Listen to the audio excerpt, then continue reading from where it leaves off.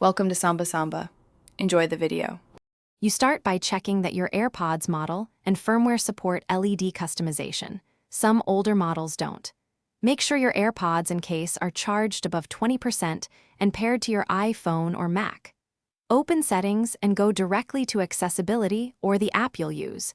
Grant Bluetooth and notification permissions so color changes can apply. Once done, locate the LED/indicator color control panel in the Paired Devices settings to begin setting specific hues. Now you dial in the exact color and any effect, like pulse or steady. Use RGB sliders or preset swatches to adjust hue, saturation, and brightness. You want visible contrast against the case's white LED.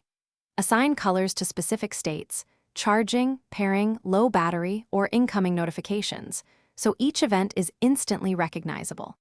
After choosing, run a test sequence to confirm visibility in different lighting. Save a profile or preset so you can switch scenes without repeating the setup. Finish by applying the new color profile and closing settings, then observe the LED behavior across the assigned events. If the color doesn't update immediately, reboot your Airpods by disconnecting and reinserting and restart the paired device. This often resolves sync delays. If problems persist, clear Bluetooth caches or reinstall the customization app to remove configuration conflicts.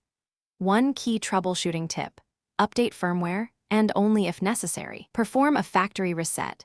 This resets LED control and usually restores proper color functionality. Thanks for watching. Consider subscribing if we helped you.